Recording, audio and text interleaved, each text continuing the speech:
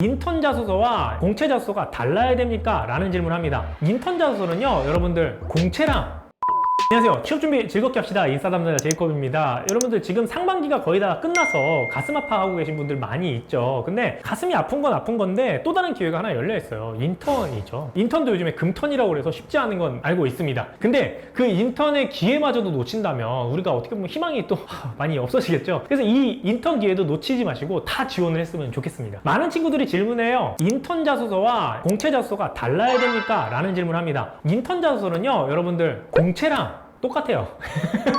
전혀 다를 게 없다라는 거 생각해 주시면 될 것 같습니다. 사실 다른 나라 같은 경우는 조금 다른 것 같아요. 미국 같은 경우도 인턴은 말 그대로 인턴이에요. 직무를 경험하기 위한 체험 현장과 같은 걸 인턴이라고 일반적으로 얘기를 하거든요. 정규사원 밑에 있는 개념인 거죠. 근데 우리나라는 좀 개념이 달라요. 변화하고는 있지만 아직까지도 채용 과정 중에 하나라고 생각하시는 게 좀 더 편할 수 있을 것 같아요. 그러니까 공채를 위해서 인턴을 하는 경우가 상당히 많은 거죠. 특히나 인턴을 많이 뽑는 회사들 보면요, 퇴사율이 높은 회사인 경우 인턴을 많이 뽑아요. 왜냐면 인턴들이 와서 인턴 과정을 거쳐서 그 중에 정규직 전환이 되면 퇴사율이 상당히 낮거든요. 공채 과정 중에서 사실 그 친구가 정말 뛰어난 친구인지 확인할 수가 없으니까 한 3개월 동안 그 친구들을 지켜보고 평가를 해서 최종 합격을 하겠다라고 하는 거예요. 그럼 모두 다 인턴으로 뽑지 공채는 왜 뽑나요? 이렇게 생각할 수 있는데 인턴 비용이 너무 많이 들어. 우리나라 최저시급도 높잖아요. 한 달이면 최소한 몇백만 원씩 돈이 들어가는데 그 돈을 계속 몇 명에게 쏟아 부으면서 공채를 할 수 없기 때문에 일반적으로 회사에서도 포트폴리오를 구축을 하죠. 인턴으로 몇 퍼센트, 공채에서 몇 퍼센트, 계약직 몇 퍼센트, 이렇게 인력 구조를 짜요. 인턴이 가장 성과도 좋고 그 다음에 적중률도 높기 때문에 인턴을 채용 과정의 하나로 본다. 그래서 여러분들이 접근하실 때 그냥 공채라고 생각하시고 동일하게 작성하시면 될 것 같아요. 지원 동기도 마찬가지고요. 입사 오퍼부도 마찬가지예요. 여러분 이렇게 질문하실 거예요. 채용 전제형이 아니더라도 그렇게 해야 되냐? 네, 그냥 그렇게 작성하시면 됩니다. 나는 그 회사에 뼈를 묻을 것처럼 그냥 작성하시면 돼요. 그걸 가지고 따지고 들지 않아요. 너 어차피 인턴인데 우리 회사에서 떠날 건데 너 뭐 이렇게 포부가 거창하냐? 그러면 그때 얘기하면 됩니다. 저는 하루를 살더라도 멋있게 살고 싶습니다.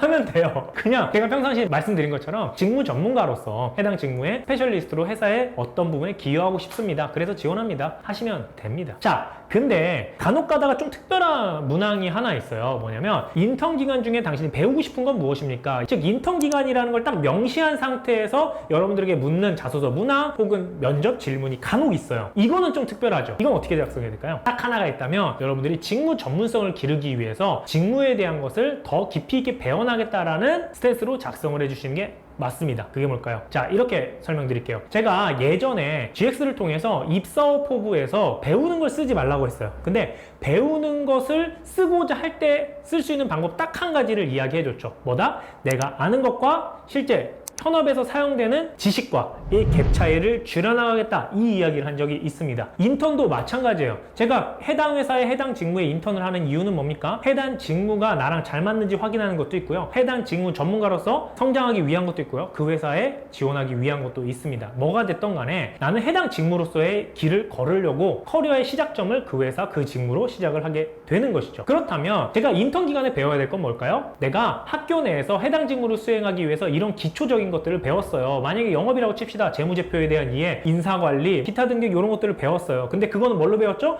교과서로 배웠어요. 근데 인턴 기간 동안 제가 영업으로 일을 하면서 실제로 적용되는 재무제표에 대해서 이해를 하고 영업 전략을 수행함에 있어서 내가 배웠던 것을 현장에서 적용해보고 싶습니다. 그래서 나의 직무적인 전문성을 길러보고 싶습니다. 이게 여러분들이 할 수 있는 최선인 겁니다. 이공계도 마찬가지죠. 학교 내에서 배웠던 건 원리 원론들이에요. 근데 그게 비즈니스 현장에서 어떻게 적용되는지 모르잖아요. 그거를 인턴 기간 동안 배워서 직무 전문가로 성장하고 싶다라는 겁니다. 이게 단순히 나 배우고 싶어요는요, 그냥 누구나 쓸 수 있는 말입니다. 하지만 내가 어느 정도까지 압니다. 이거 반드시 있어야 돼요. 그렇죠? 학교에서 배웠던 수업들을 적으면 돼요. 이걸 통해서 어떤 원리를 배웠고요, 어떤 기본에 대해서 배웠었는데요. 아, 근데 여러분 또 뭘 배웠었는데 하면 그냥 회계 원리를 배웠는데 이렇게 쓰는 경우 있어요. 그게 아니고 구체적으로 어떤 부분에 대해서 배웠는데요, 그것들이 회사에서 어떻게 적용되는지 확인하고 싶었다. 직무에 맞게끔 적어주시면 될 것 같죠. 그래서 뭘 배웠고 그 다음에 회사에서 쓰는 부분이 어떤 거라고 알고 있는데 그것을 현장에서 선배들을 통해서 배워나가고 적용해보고 싶습니다. 이렇게 배운 걸 적을 수 있고요. 그 다음에 이런 질문도 하는 경우 있어요. 당신이 어떤 것을 하고 싶냐? 인턴 기간 중에 이렇게 묻는 경우는요, 본인이 갖고 있던 생각을 적용해보고 싶다라는 말을 쓰셔도 좋습니다. 여러분들이 배웠던 거는 원론적인 이야기예요. 그리고 해당 산업군의 여러분들 전문가, 해당 직무의 전문가로 성장하고 싶은 거잖아요. 그렇다면 기본적으로 해보고 싶은 것들이 있을 거예요. 그럼 해보고 싶은 것들을 그 짧은 기간이지만 사수한테 제안해보고요. 제가 실제로 적용해보고 싶습니다 라고 해보시면 됩니다. 근데 그거를 약간 쿠셔너를 통해서 기회가 주어진다면 한번 해보고 싶습니다. 이렇게 이야기를 해주시면 될 것 같아요. 물론 여러분들은 걱정하실 거예요. 내가 해보고 싶은 것들을 어떻게 내 맘대로 할 수 있나요? 당연히 못해요. 안 시켜줍니다. 일반적으로.